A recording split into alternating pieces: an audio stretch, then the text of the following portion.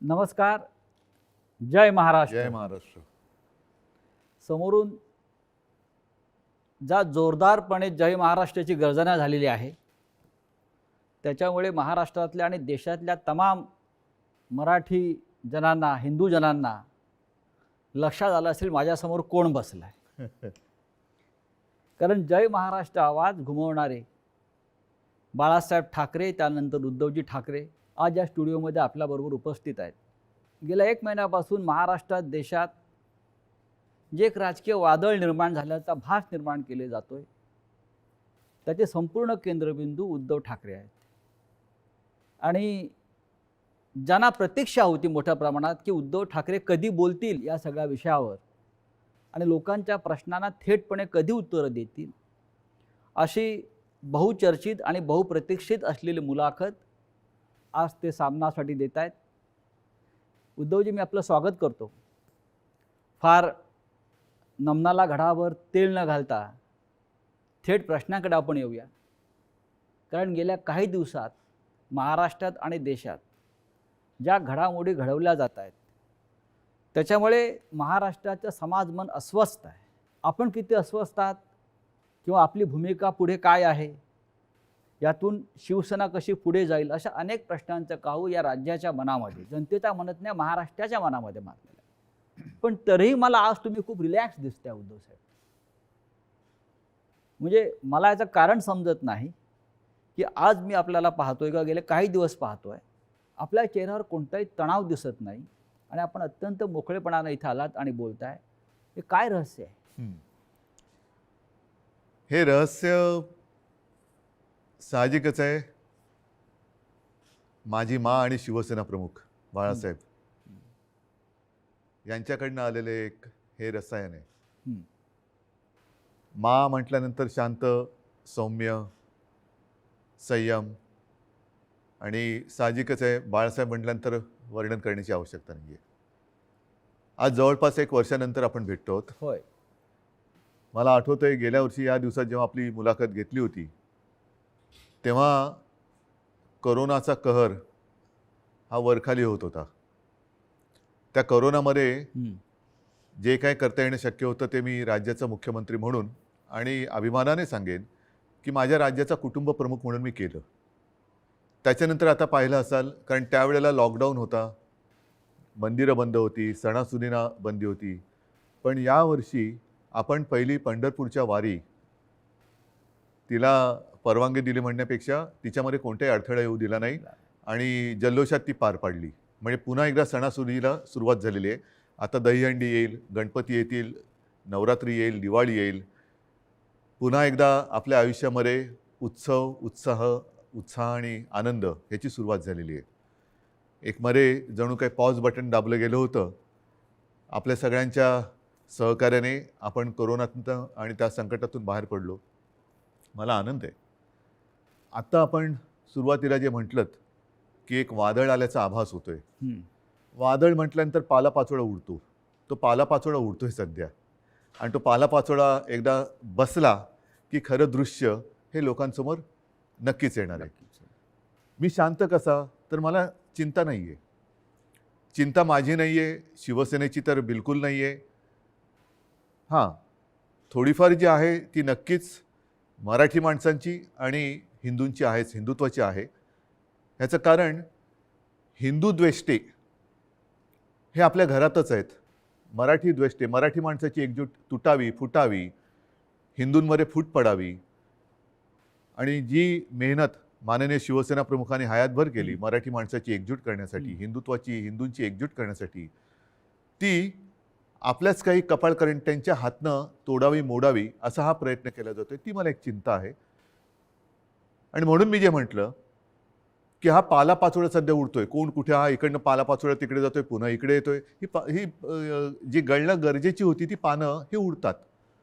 मी मागे एकदा माझ्या मनोगतात म्हटलं होतं की ज्या वेळेला मी वर्षामध्ये राहत होतो त्या वर्षामध्ये 2 झाडं ही आपल्या घराला लागूनच आहेत. एक आहे गुलमोहराचं आणि दुसरं बदामाचं. दोन्ही झाडं मी साधारणतः गेले 2-1 वर्ष बघतोय, ज्याला आपण पतझड म्हणतो. ती पानं पूर्ण गळून पडतात. पानगळ पानगळ म्हणतो. ती पानं पूर्ण गळून पडतात अशा काड्या राहतात. आपल्याला वाटतं या झाडाला काय झालं, पण 2 ते 3 दिवसात पुन्हा नवीन कोंब येतात, अंकुर येतात.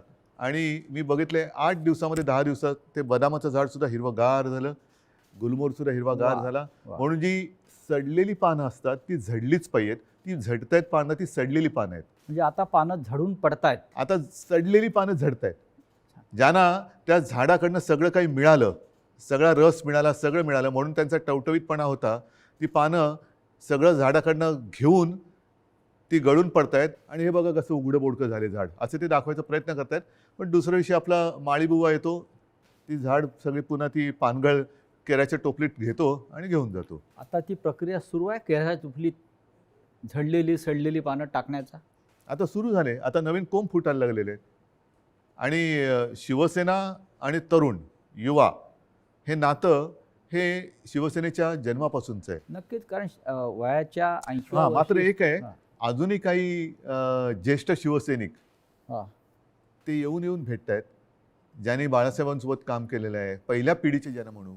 आणि तो संघर्ष त्यांनी पाहिलेला आहे, संघर्ष केलेला आहे. त्यांना शिवसेना म्हणजे नेमकं काय ते कळलेलं आहे. त्यांना आत्तापर्यंत अनेकांना शिवसेनेकडनं काही मिळावं अशी अपेक्षाच नव्हती, आजही नाही आहे. पण ते येऊन येऊन आशीर्वाद देत आहेत. तुम्ही आता मगाशी वर्षाचा उल्लेख केलात, मलबार हिलवरचं वर्षा बंगला, मुख्यमंत्र्यांचं निवासस्थान. आणि मगाशी मी आपल्याला म्हटलं की आपण खूप रिलॅक्स दिसत आहे. पण मला असं दिसतं आहे की मलबार हिलवरून आपण परत मातोश्रीला आल्यावर जास्त रिलॅक्स झालं. जास्त माझं घर आहे ते. म्हणजे मी तुम्हाला एक सांगतो मुद्दामून, ह्या काही हे माझे अनुभव आहेत. हां. जेव्हा माझी शस्त्रक्रिया झाली, हं. 2 शस्त्रक्रिया झाल्या होत्या. तो एक अनुभव माझा वेगळा आहे. तो कधीतरी तो फार विचित्र अनुभवातून मी गेलो आणि ठीक आहे. पण त्यावेळेला जेव्हा ॲनेस्थेशियामधनं मला जागवलं, मुख्यमंत्री असताना. मुख्यमंत्री होतो ना, शस्त्रक्रिया हां, अच्छा, झाली. ऑपरेशन थिएटरमधनं बाहेर ते ॲनेस्थेशियातून बाहेर आल्यानंतर काढताना मला डॉक्टरने विचारलं, सर कुठे जायचं, मातोश्री की वर्षा? मी पटकन म्हटलं मातोश्री. आणि मग डॉक्टरने सांगितलं, डॉक्टर मला तुम्ही गुंगीत सुद्धा विचारलं असतं ना ॲनेस्थेशिया दिल्यानंतर सुद्धा, तरी मी मातोश्री हेच उत्तर दिलं असतं. म्हणजे तुमची इच्छा नियतीने पूर्ण केली असं म्हणताय तुम्ही मातोश्रीत येण्याची? नियती ही म्हटलं तर असते, म्हटलं तर नसते. मुळामध्ये माझी वर्षामध्ये जाण्याची इच्छा होती का? हं. हां, ह्याचा अर्थ ते आता मुख्यमंत्रीपद गेले म्हणून मी वाईट असं नाही, ते एक वैभव आहे. म्हणजे त्या मुख्यमंत्रीपदाचा वर्षाचा मी अजिबात अनादर करणार नाही. ती एक वेगळी वैभवशाली वस्तू आहे. महाराष्ट्राचं मुख्यमंत्रीपद हे मोठं वैभवशाली पद आहे, जबाबदारीचं पद आहे. त्याचं पूर्ण आदर ठेवून मी कधीच वैयक्तिक अशी स्वप्न बघितली नव्हती. पण त्यावेळेला जे घडलं ते आजच्या लोकांना, ज्यांना आपण विश्वासघातकी म्हणू, त्यांना ते पूर्ण माहिती आहे कसा पण पाठीत तुम्ही- वार केला गेला आणि तुम्ही- कोणत्या परिस्थितीत महाविकास आघाडीला आपल्याला जन्म द्यावा लागला. हो, पण तुम्ही इस्पितळात असताना, तुम्ही गुंगीत असताना तुमचं सरकार पाडण्याचा प्रयत्न होत होता. त्या विषयावर बोलू का? असं साधारण तुम्ही सुद्धा काही कारण ठिकाणी सुतोवाच मला केलेला आहे. कुठेही त्या माझ्या अनुभवातनं सहानुभूती नको आहे. तो फार वाईट अनुभव होता. मानेची शस्त्रक्रिया ही कोणत्याही डॉक्टरनं किंवा कोणालाही ज्याला माहिती आहे त्याला विचारले की त्याच्यामध्ये धोके काय असतात, हां.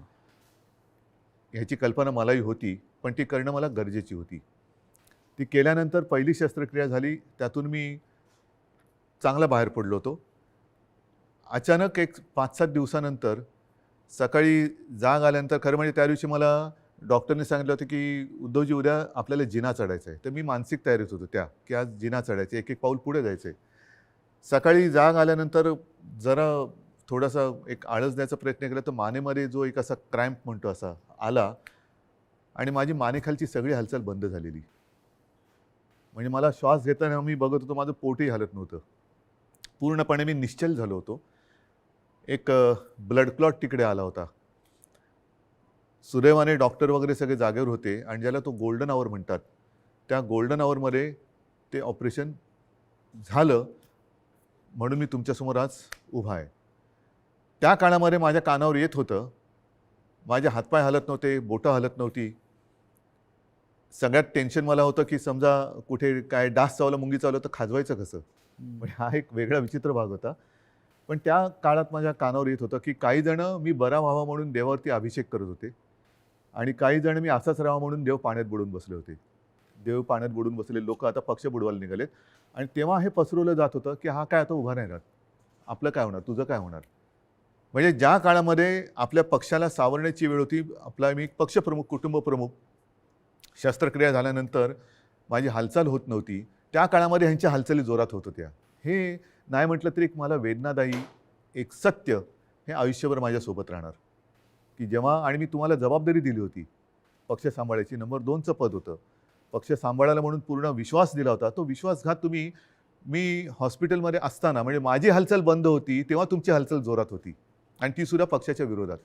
शिवसेनेच्या विरोधात किंवा शिवसेनेच्या बाबतीमध्ये हे विश्वासघाताचं राजकारण वारंवार का होतं?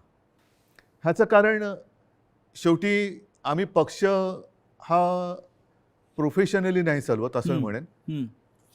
तुम्ही सुद्धा गेले अनेक वर्ष शिवसेना अनुभवतात, शिवसैनिकच आहात तुम्ही, पण एक परिवार म्हणून आपण बघत आलेलो आहे. बाळासाहेबांनी आम्हाला तेच शिकवलं, माने तेच शिकवलं, की एकदा आपलं म्हटल्यानंतर आपलं, त्याच्यावरती कदाचित जो राजकारणामधला गुन्हा किंवा चूक असेल ती आमच्याकडनं वारंवार होते. ती म्हणजे एखाद्यावरती विश्वास टाकला म्हणजे आम्ही त्याच्यावर अंधविश्वास टाकतो. पूर्ण जबाबदारी, मग त्याला ताकद देणं असेल, शक्ती देणं असेल.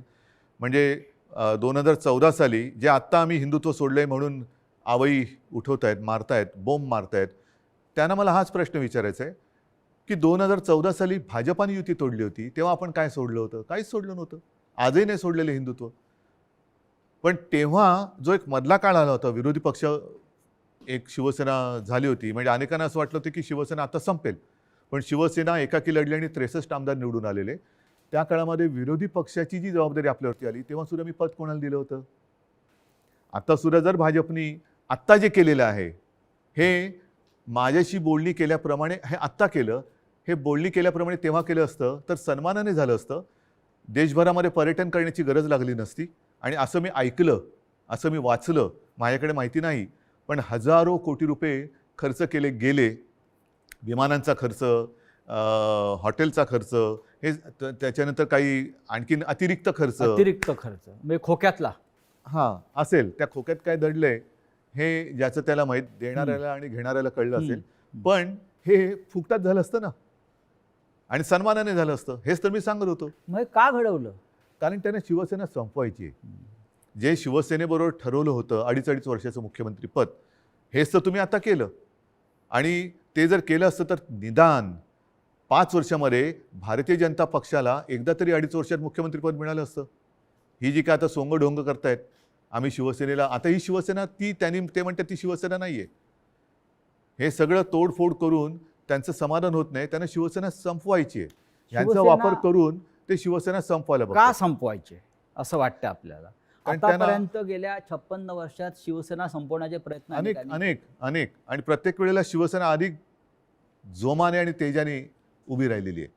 आता सुद्धा त्यांना हिंदुत्वामध्ये भागीदार नको असेल, पण माझं नेहमी असंच म्हणणं आहे की शिवसेना प्रमुखांनी हिंदुत्वासाठी राजकारण केलं, कारण हिंदुत्व मजबूत व्हायला.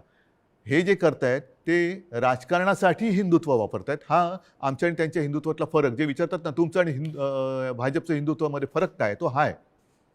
शिवसेनेचं राजकारण हे आम्ही हिंदुत्व मजबूत होण्यासाठी केलं, पण यांचं राजकारण मजबूत होण्यासाठी आणि हिंदुत्वाचा आश्रय घेतला. मुख्यमंत्रीपद स्वीकारल्यामुळे महाविकास आघाडी हिंदुत्व संकटात आलं, हिंदुत्व म्हणजे काय झालं, अशी जी एक आवई उठवली जाते. हो, म्हणजे काय, मला एक प्रसंग असा सांगा किंवा एक माझ्या हातनं घडलेली गोष्ट किंवा निर्णय माझा मुख्यमंत्री पदावरती असतानाचा दाखवा की ज्याच्यामुळे हिंदुत्व धोक्यात आलं.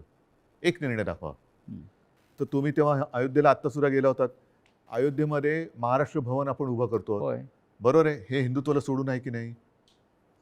तुम्ही ठरवा. अयोध्येत महाराष्ट्र भवन, बरोबर आहे.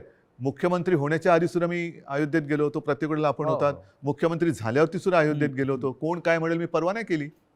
मी गेलो आणि रामलल्लाचं दर्शन घेऊन तेव्हाही आलो होतो. 2दा मी स्वतः अयोध्येत गेलो होतो. आता नव्या मुंबईमध्ये आपण तिरुपतीचं मंदिर त्याला जागा दिली.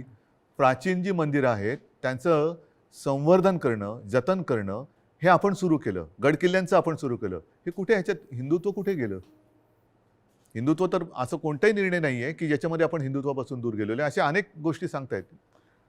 तुम्ही आज ज्या संघर्षमय कालखंडातून जात आहात याची कधी अपेक्षा केली होती? बघा, शेवटी शिवसेना आणि संघर्ष हे तर एकमेकाच्या पाचवीला पुजलेले आहेत. आणि मागे कोणीतरी असं म्हणालं होतं, ते मला वारंवार त्याचा अनुभव येतोय, की शिवसेना ही एक तळपती तलवार आहे. ती जर मॅनेमध्ये ठेवली तर ती गंजते. त्याच्यामुळे ती तळपलीच पाहिजे. आणि तलवार तळपणं म्हणजे संघर्ष आलाच. अर्थात याचा अर्थ अर्थार्थी कोणी घेऊ नये की तलवारीने वार करावीरा, असं नाही माझं म्हणणं. ही एक उपमा आहे. आणि त्याच्यामुळे संघर्षासाठीच तर शिवसेना जन्माला आली. त्यावेळेला मराठी माणसासाठी, भूमिपुत्राच्या न्याय हक्कासाठी शिवसेनेचा जन्म झाला. त्याच्यानंतर हिंदुत्वासाठी शिवसेना लढली. मग ते 92-93 साल असेल किंवा कधी असेल. त्याच्यामुळे शिवसेना आणि संघर्ष, जिथे अन्याय तिथे वार, हे शिवसेनेचं ब्रीदवाक्य आहे. ज्या ठाण्यानं शिवसेनेला पहिली ताकद दिली, म्हणजे शिवसेना प्रमुख बाळासाहेब ठाकरे आणि ठाण्यांचं एक भावनिक नातं होतं. एक पहिला भगवा झेंडा जो आहे हा ठाण्यात फडकला आणि बाळासाहेब अभिमानानं त्यांच्या संपूर्ण कालखंडात जीवनात सांगत राहिले की ठाण्यानं मला पहिली सत्ता दिली. त्याच ठाण्यातून शिवसेनेला आव्हान उभं राहिलं. ठाणेकर सुज्ञ आहेत. हे जे पालापाचोळा जो आहे ते म्हणजे काय ठाणेकर नाहीत. ठाणेकर आणि ठाणेकर नागरिक, शिवसेनेचे ठाणे आणि ठाण्याची शिवसेना, हे जे नातं आहे ना, हे ह्या पालापाचोळ्याला तोडता नाही येणार.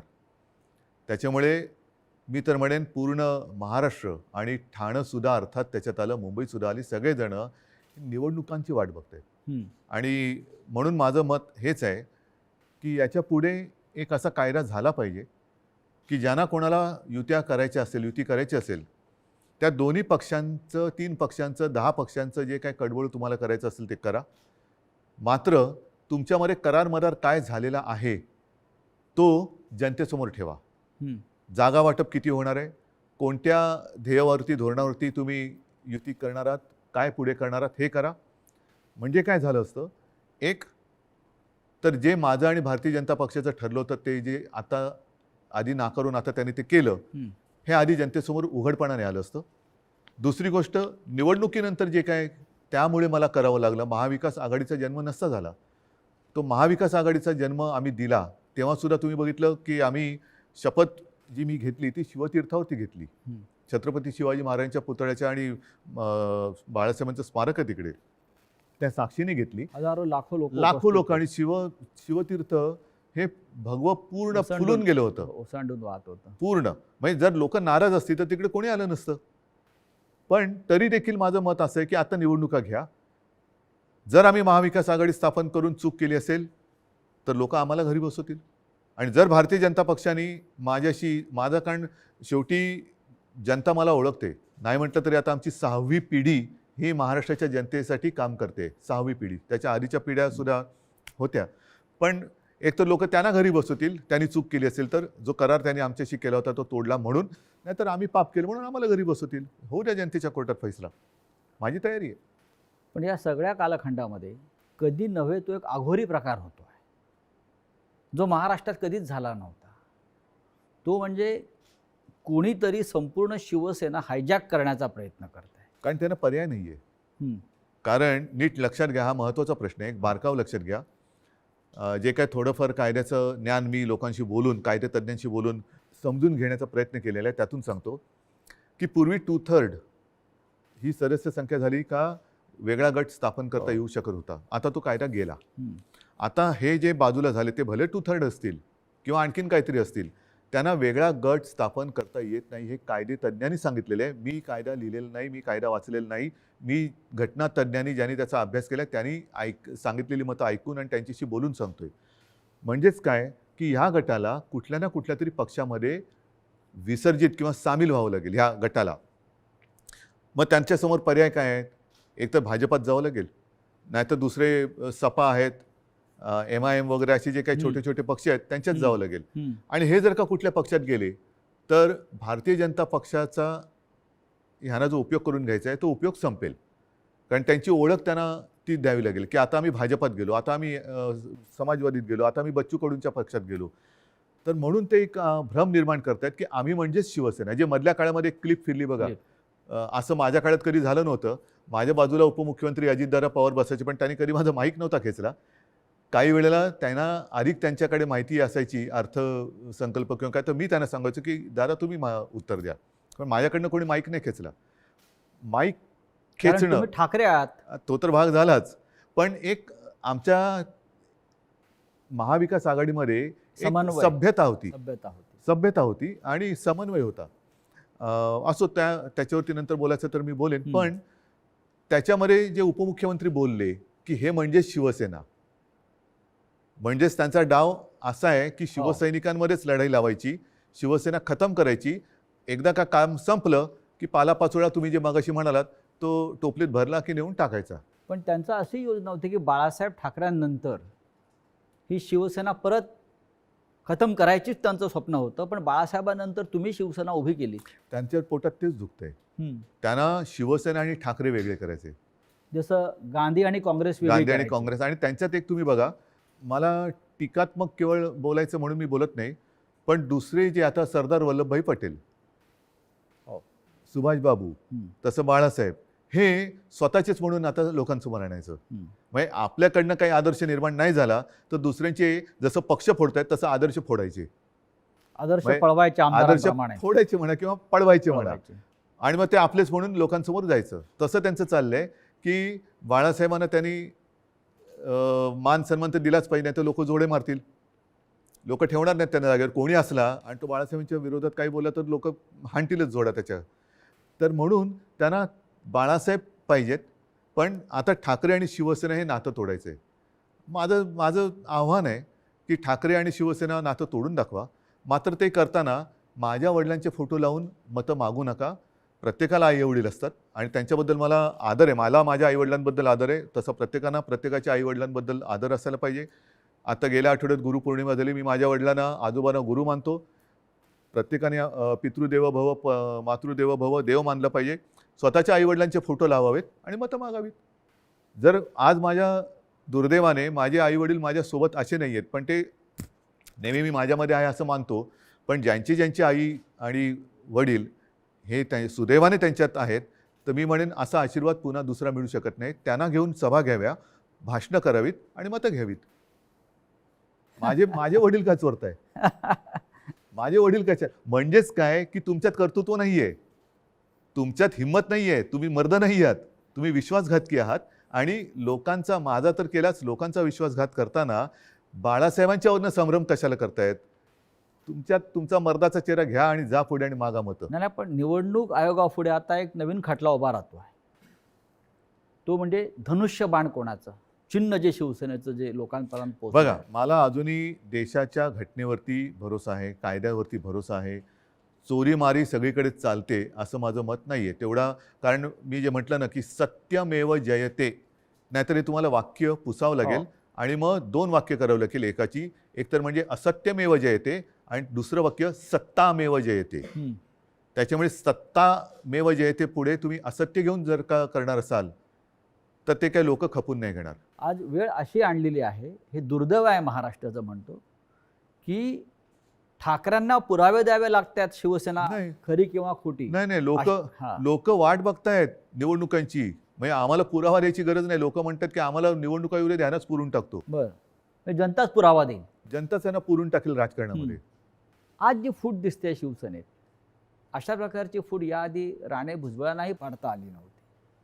असं का घडलं? ज्यांना मी अधिकार दिले होते, ज्यांना मी म्हणजे त्यावेळेला लोक माझ्या तोंडावर नव्हती बोलत, पण मला कुजबूज ऐकली की अरे काय मुख्यमंत्री, नगरविकास खातं मुख्यमंत्र्याकडे असायला पाहिजे, मलाईदार खातं आहे म्हणतात. मला मलाई विलई खाण्यासाठी मी गेलो नव्हतो. मी माझ्याकडे जी खाती ठेवली होती ती एक GAD, ज्याला सामान्य प्रशासन म्हणतात, न्याय व विधी. IT-मध्ये मला खरंच काहीतरी एक तंत्रज्ञानाचा उपयोग सगळ्या खात्यांसाठी काहीतरी करता येईल का, हा एक माझा विषय होता. राजीव गांधींनी एक क्रांती केली होती, तसा एक विषय होता. आणि त्याच्यानंतर काही काळ एका दुसऱ्या मंत्र्यांनी दिवे लावले म्हणून त्यांचं खातं माझ्याकडे थोडे दिवस मला ठेवावं लागलं होतं. नक्की काय चुकलं असं वाटतं? चूक माझी आहे आणि ती मी पहिल्याच माझ्या फेसबुक लाईव्हमध्ये कबूल केलेली आहे. गुन्हा माझा आहे. तो म्हणजे मी यांना परिवारातले समजून यांच्यावरती अंधविश्वास ठेवला. तुमचं मुख्यमंत्री होणं चुकलं? मला 2 गोष्टी आहेत. समजा मी मुख्यमंत्री त्यावेळेला यांना केलं असतं, हां. यांनी वेगळं आणखीन काय केलं असतं? कारण यांची भूकच भागत नाही. यांना मुख्यमंत्रीपद पण पाहिजे आणि आता पक्षप्रमुख म्हणजे शिवसेना प्रमुख व्हायचे. शिवसेना प्रमुखांबरोबर स्वतःची तुलना करायला लागलात. म्हणजे हे जे आहे ना, ही राक्षसी महत्वाकांक्षा आहे आणि ह्याला हावरटपणा म्हणतात. हाव. म्हणजे एक दिलं तरी तुझं तेही माझं, माझं तेही माझं, तुझं तेही माझं, ह्याचं तेही माझं, त्याचं तेही माझं, माझं ते माझं, तुझं तेही माझं इथपर्यंत होतं. आता ह्याचंही माझं आणि त्याचंही माझं इथपर्यंत त्यांची हाव गेलेली आहे. या हावरटपणाला सीमा नसते. की महाविकास आघाडीचा प्रयोग चुकला? महाविकास आघाडीचा प्रयोग जर का चुकला असता तर लोकांनी उठाव केला असता. लोकांनी, जनतेने केला असता. तसं नाही झालं. जनता ही आनंदी होती कारण आल्याच आम्ही पहिल्यांदा शेतकऱ्यांना कर्जमुक्त केलं होतं. हां. त्याच्यानंतर करोना काळामध्ये मी अभिमानाने सांगेन, संपूर्ण माझ्या मंत्रिमंडळातील सहकाऱ्यांनी, प्रशासनाने आणि जनतेने उत्तम सहकार्य केलं. म्हणून आणि म्हणूनच ज्या पहिल्या 5 मुख्यमंत्र्यांमध्ये माझं नाव आलं, ते मी नक्कीच. माझं नाव नाही मानत, ते जनतेचा मी प्रतिनिधी म्हणून ते नाव आलं होतं. जर समजा यांनी सहकार्य नसतं केलं तर कोण होतो मी? मी कोण होतो? मी एकटा काय बरं, मी तर घराच्या बाहेरही पडत नव्हतो कारण घराबाहेर पडायचं नाही हेच मी लोकांना सांगत होतो. जाऊन पण- घोळके करा. फुटीरांचा आक्षेप त्याच्यावरच आहे. जे फुटून गेले आहेत त्यांचा आक्षेप असा आहे की आपण घराबाहेर पडला नाहीत, आपण मंत्रालयात गेला नाहीत, आणि आपण त्यांना भेटला नाहीत. तरी सुद्धा घराबाहेर न पडता सुद्धा देशातल्या सर्वोत्तम 5 मुख्यमंत्र्यात नाव का आलं माझं? कारण त्यावेळेला ती परिस्थिती तशी होती. मी स्वतः सांगत होतो घराबाहेर पडू नका आणि लोक ऐकत होते. मी जर का घराबाहेर आजही पडलो आणि केव्हाही पडलो तरी शिवसेना प्रमुखांच्या, माझ्या पूर्वजांच्या आशीर्वादामुळे गर्दी होतेच. म्हणजे मग काय झालं असतं? लोकांसांगे ब्रह्मज्ञान आणि स्वतः कोरडे पाषाण. म्हणजे ती काळाची गरज होती. काळाची गरज होती. पण त्याच काळात मी पुन्हा एकदा सांगतो, सुरुवातीच्या काळामध्ये जेव्हा करोना आपल्याकडे त्याचा शिरकाव झाला हे कळलं, तेव्हा साधारणतः 7,500 ते 8,000 रुग्णशय्या आपल्या राज्यात पूर्ण मिळून होत्या. त्याच्यात ऑक्सिजन बेड्स आले, व्हेंटिलेटर्स आले, कॉमन जे रुग्ण असतात ज्यांना साधारणतः एक थोडी ट्रीटमेंट देऊन घरी जाऊ शकतात, ऑपरेशन नंतरचे असतील, त्याच्यानंतर डायलिसिस असतील. पहिल्या लाटेत आपण ते साधारणतः 8,000 जर का धरले तर ते 3.5 लाखावरती नेले होते. हे घर बसल्या. हॉस्पिटलमध्ये बेड्स नव्हते, रुग्णवाहिका नव्हत्या. कोणी कशा केल्या त्या? कोरोनाच्या टेस्टसाठी आपल्या राज्यात फक्त 2 प्रयोगशाळा होत्या. एक कस्तुरबामध्ये, दुसरं NIV एक पुणे. त्या आपण 600च्या वर केल्या घरी बसून. पण त्याच्याविषयी 50 आमदारांना कौतुक नाही आहे. त्यांना तुम्ही निधी दिलेला नाही म्हणतायत आणि तुम्ही हिंदुत्व सोडलं असं म्हणतायत. त्याच्यामुळे ते सोडून गेले. तुम्ही महाराष्ट्रासाठी जे काही केलेलं आहे, करोनाच्या संकटातून राज्याला वाचवलेलं आहे, लोकांना जीवदान दिलेलं आहे. महाराष्ट्रामध्ये नद्यातून प्रेतं वाहून तुम्ही दिली नाहीत. त्याचं त्यांना शल्य असेल की असं नाही झालं, हे चुकीचं झालं असं त्यांच्या मते असेल. आणि महाराष्ट्राच्या जनतेला हा मुख्यमंत्री आपल्या कुटुंबातल्या घटक वाटत होता, आपला परिवारातला भाऊ, मुलगा. त्याच्यामुळे मला ह्या विश्वासघातकांना माझ्याबद्दल काय वाटतं ह्याची चिंता नाही आहे. मला माझ्या महाराष्ट्रातल्या जनतेला मी त्यांच्या कुटुंबातला वाटतो. ह्याच्यात असं भाग्य हे फार क्वचित कोणाच्या नशिबी येतं. ते मला नाही वाटत ह्यांच्या नशिबी आलं असेल. कारण ह्यांच्या डोक्यावरती जरी काही पदं आता मिळाली, कारण अजूनही हम तुम एक कमरे में बंद असं यांचं मंत्रिमंडळ आहे, त्याच्यामुळे त्याचा विस्तार कधी होणार आहे माहिती नाही. पण हे मंत्री जरी किती झाले तरी कपाळावरती जो घाताचा शिक्का बसला तो नाही पुसता येणार. तुम्हाला असं वाटत नाही का की जे तुम्हाला सोडून गेलेले आहेत मोठ्या प्रमाणात त्यांनाच तुम्ही सर्वाधिक दिलेलं आहे आणि ज्यांना मिळालं नाही किंवा ज्यांना कमीत मिळालं ते आपल्या बरोबर राहिले? मला हेच म्हणायचं, ही शिवसेनेची ताकद आहे. शिवसेनेची ताकद काय आहे की सामान्यांना बाळासाहेबांनी असामान्यत्व दिलं. आता पुन्हा एकदा या सामान्यातून असामान्य लोक घडवण्याची वेळ आलेली आहे. आणि म्हणून मी माझ्या तमाम शिवसैनिकांना आणि माझ्या माता भगिनींना, बांधवांना विनंती करतो की चला परत उठा.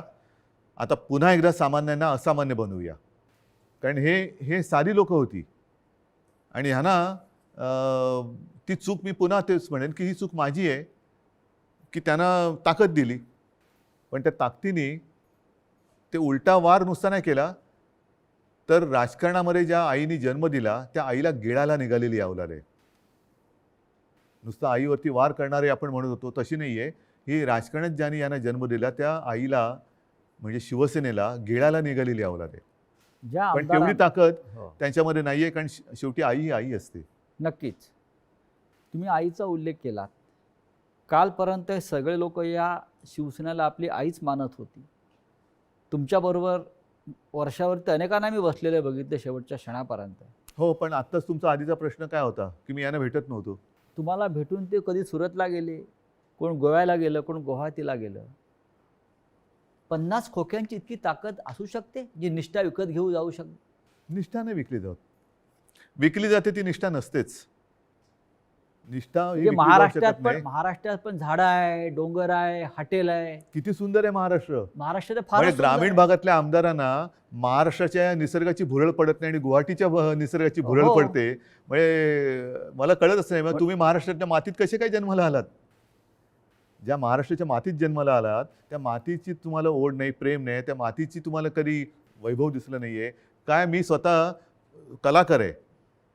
मी माझ्या त्याच्यावरनं सुद्धा त्यावेळेला चेष्टा झाली होती. पण मी गडकिल्ल्यांची फोटोग्राफी केलेली आहे, पंढरपूरच्या वारीची केलेली आहे. आणि त्यावेळेला जो मी महाराष्ट्र बघितला, एवढा त्या पावसाळ्याच्या सुमारास मी सगळी फोटोग्राफी केलेली, एवढा नटलेला थटलेला आणि छान काय काय दऱ्या खोऱ्या एवढ्या फुलांनी बहरून जातात.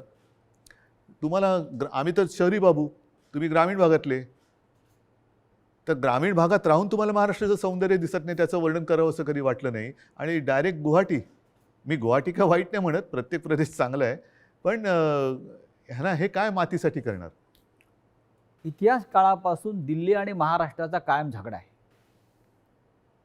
मग औरंगजेब, छत्रपती शिवाजी महाराज असतील, संभाजी महाराज असतील, दिल्लीने महाराष्ट्रावर सतत पाठीमागून वार केले किंवा महाराष्ट्र संपवण्याचा प्रयत्न केला. कारण काय? हे आणि आता आजही तेच चित्र आहे. ह्याच्या मुळाशी जाण्याची आता गरज की वाटते की आजही शिवसेनेचा सूड घेण्यासाठी ते बाळासाहेब ठाकरेंच्या अस्तित्वाला सुरुंग लावत आहे. मान्य, पण ह्याच्या मुळापर्यंत जायची गरज आहे. कारण जोपर्यंत ते दिल्लीत गेले नव्हते तोपर्यंत बाळासाहेब ठाकरेच यांना जपत आले होते. बाळासाहेबच यांना वाचवत आले होते आणि वाचवलं होतं एका हिंदुत्वाच्या ध्यासापायी, वेडापायी. मग दिल्लीत बसल्यावरती असं त्या दिल्लीच्या खुर्चीला काय असं वेगळा काय स्प्रे मारला की काय झालं की तुम्हाला ज्यांनी जपलं त्यांनाच तुम्ही संपवायला निघालात? ज्या शिवसेनेनी बाबरीची जबाबदारी तेव्हा घेतली होती शिवसेना प्रमुखांनी, त्या शिवसेनेला तुम्ही हिंदुत्व सोडलं म्हणून संपवायला निघालात. बरं, आम्ही काँग्रेसबरोबर गेलो म्हणून तुम्ही म्हणता हिंदुत्व सोडलं. मग मुफ्ती महमद आणि मेहबूबा मुफ्तीबरोबर तुम्ही गेला होतात, ते काय होतं? काय सोडलं होतं तुम्ही? मग तेव्हा तर आम्ही आता तुम्हाला वाटतं हिंदुत्व सोडले, जे सोडलं नाही, पण तेव्हा तुम्ही लाच सोडली होतीत ना. काय मेहबूबा मुफ्ती आज सुद्धा वंदे मातरम म्हणतात, की भारत माता की जय बोलतात? हे माहिती असून सुद्धा तुम्ही मला हे त्यांनी एकदा सांगितलं होतं की तिकडे निवडणुका घेऊन दाखवा, असं अतिरेक्यांनी आव्हान दिलं, म्हणून आम्ही निवडणुका घेऊन दाखवल्या. सरकार बनवून दाखवा म्हणून आम्ही त्यांच्याबरोबर सरकार बनवून दाखवलं. पण सरकार बनल्यानंतर मला वाटतं मुफ्ती महमद सईदनी अतिरेक्यांचं आणि पाकिस्तानला त्यांनी धन्यवाद दिले होते काश्मीर खोऱ्यात शांततेत निवडणुका होऊ दिल्यामुळे. मग कोणाला काय दाखवलं तुम्ही? कोणाला काय दाखवलं? म्हणजे बरं, आता सुद्धा ते बिहारमध्ये जे बसलेत नितीश कुमार बरोबर, नितीश कुमार हिंदुत्ववादी आहेत का? कारण मला जे आठवतं त्याच्याप्रमाणे त्यांनी एकदा संघमुक्त भारत असा नारा दिला होता. संघमुक्त भारत असं शिवसेनेने कधी दिला नाही. राम मंदिराच्या प्रश्नावर रामविलास पासवान एनडीएतून बाहेर पडले होते, तरी ते त्यांना प्यारे होते. हो. आम्ही तो उलट म्हणत होतो की विशेष कायदा बनवा. 5 वर्ष 7 वर्ष झाली तरी ते विशेष कायदा बनवून राम मंदिर बनवू शकले नाही. ते न्यायालयाने निकाल दिला. या देशातला समस्त विरोधी पक्ष आणि प्रादेशिक पक्ष संपवले जातात आणि मित्र पक्ष पण. आणि हा मित्र पक्ष असं तुम्हाला काय दिसतंय का? कारस्थान किंवा अशा प्रकारचं सुडाचं बघा, मला असं राजकारण? वाटतं हा ज्याचा त्याचा प्रश्न आहे. जे आता सरन्यायाधीश बोललेत मध्ये, ओझर तर मी वाचलं की आपल्या देशात विरोधी पक्षाला शत्रू समजू नका. विरोधी पक्षांनी सुद्धा जबाबदारीने वागलं पाहिजे आणि सत्ताधारी पक्षांनी सुद्धा जबाबदारीने वागलं पाहिजे. मी जो काही 2.5 वर्षात अनुभव घेतला मुख्यमंत्री म्हणून, मी विरोधी पक्षांना काही वेळेला मी स्वतः आवाहन केलं की की सरकार म्हणून आमचं समजा जर काही आम्ही कुठे कमी पडत असू, आमचं काही चुकत असेल, तुम्ही आमच्या नजरेत आणून द्या. नजरेत आणून द्या. हे काम विरोधी पक्षाचं आहे, कारण ते सुद्धा शेवटी लोकप्रतिनिधी असतात. त्याच्यामुळे सशक्त लोकशाहीसाठी आणि महाराष्ट्राची विरोधी परंपरा पक्ष आहे ती. हा सुद्धा तेवढा सुसंस्कृत पाहिजे, संवेदनशील पाहिजे, आणि तेवढाच किंवा त्याच्याहून थोडा जास्त हा सत्ताधारी पक्ष संवेदनशील पाहिजे आणि सुसंस्कृत पाहिजे. आता हा संवेदनशीलता आणि सुसंस्कृतपणा ही कुठेतरी रसातळाला जायला लागले असं वाटते. कशामुळे? पिढ्या बदलत आहेत आणि सत्तेची हाव. आता काय झालेलं आहे, फास्ट फूडचा जमाना आलेला आहे. हां. तुम्ही फोन केला की 10 मिनिटात, 15 मिनिटात, 20 मिनिटात पार्सल आलंच पाहिजे. तसं मी पक्षात गेलो की मला थोड्या दिवसात काहीतरी मिळालंच पाहिजे. नाही गेलं तर माझ्याकडे दुसरं आहे. या देशामध्ये विरोधी पक्षच राहू नये. मग राज्यामधले शिवसेनेसारखे प्रादेशिक पक्ष असतील किंवा राष्ट्रीय पातळीवरचे काँग्रेससारखे पक्ष असतील, आणि त्यांना संपवण्यासाठी साम दाम दंडभेद ह्यातनं काय साधलं जाणार? म्हणजे केंद्रीय तपास यंत्रणांचा ईडी नाही. असेल, सीबीआय असेल, ह्यातनं साधणार काय? यांचा जो गैरवापर शेवटी सुरू आहे. शेवटी जनता ही सार्वभौम आहे, आणि तुम्ही बघितलं असाल की जनतेच्या मनाविरुद्ध एखादा निर्णय गेला तर जनता थांबत नाही, ती रस्त्यावरती उतरते. आपण जो संवाद जनतेशी साधत आहोत, मला असं वाटतं जनतेच्या सगळ्या प्रश्नांना आपण भरभरून उत्तरं देताय, मनापासून बोलताय. हा संवाद आपण असाच कायम ठेवू.